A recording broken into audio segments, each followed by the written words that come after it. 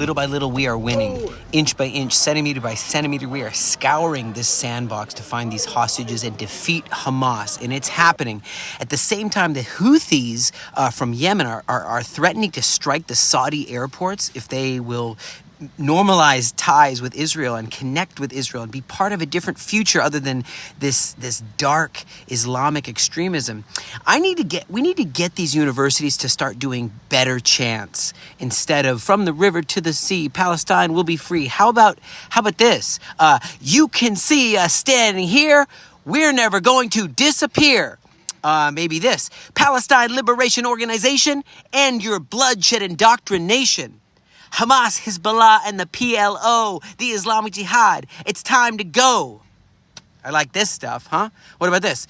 No more Hamas, no jihad. Holding our hostages is bad.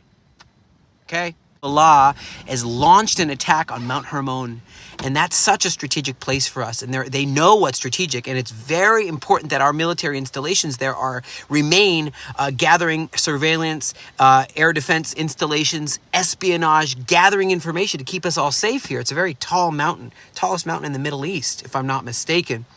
And it connects with Syria, Iraq, Jordan, and from that mountain, we could even see into Saudi Arabia, and we could talk about the strategic aspect of Mount Hermon. But it's like we got to be able to not lose any ground in the south or the north. And that is what we're going to do. As today, I had to lay in a ditch as rockets hit. People aren't used to this in the West where rockets are striking us, but we're striking back hard. And we hope a full-scale war between Israel and Hezbollah terror group won't happen. And no side really wants that. But at this rate, there's just going to be no one seems to want to de-escalate. So it's going to be a full-on war unless some sort of solution where they back down, Hezbollah leaves and moves back to the Litani River. Otherwise, it is going to be, within a week or two, a full-on war. I want to share with you about my weekends. When I'm not out here defending the defenseless, my weekends at home are really, really fun.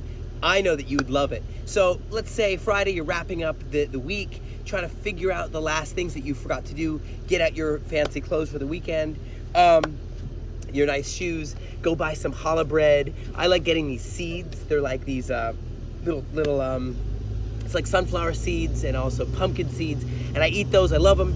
Get it all ready, and then I take the kids out to swim or something really quick. Sometimes I'll go and have this wonderful time in our local congregation. Otherwise, we'll wrap everything up, and it's Shabbat dinner time. We'll have some songs. We'll have some blessings, blessing the wife with Proverbs 31, starting with verse 10 to the end of the chapter. I just read that over her. I share some of my feelings, how much I appreciate her. Pray for my son, my other daughter, my other son. And it's great. Then we have some wine and bread.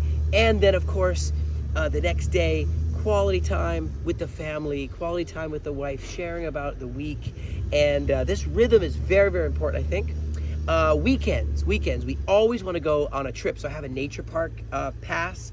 So we can go to all these nature parks, and every time I want to be adventurer Chaim. So I'll do an adventure for the kids. I'll say, well, what do you think happened here? And what was the mystery here? And see if you remember to the end, you got to tell me about the highlights of this spot, So it's really fun to do weekends. Of course, after congregation, I'll go and cook us either Eggs Benedict. I'll do it. Like the wife cooks during the week, and I'll do either Eggs Benedict, or I'll do like some sort of burrito or breakfast burrito, or I'll do, of course, one thing I really love is my omelet supreme special. It's kind of like a huevos rancheros, which you'd find in like Mexico, but it's got a lot of cheese, a little different. And we'll do that. And of course, maybe we'll watch what I call an Abba movie, which is a wholesome adventure, and we'll learn something as a family. So that's great. And in the evening, we usually meet up with a bunch of these guys, and we'll talk about Thomas Edison, Benjamin Franklin, you know, a bunch of heroes will sit around and we will discuss the next week. We'll discuss some of what are the highs and lows of what we're going through as leaders, as men. We have a little council, and I think it's great. So that is kind of how my weekend usually looks. And of course, Sunday morning I have to wake up really, really early and do my exercise program, about 7K, 100 push-ups, 100 sit-ups, hot springs, swimming in the Sea of Galilee, and then in the office by 9. So I have a pretty busy weekend, but it's fun. I always try to write a song if I can as well. I hope you can tell me how your weekends look. I would really, really love to hear.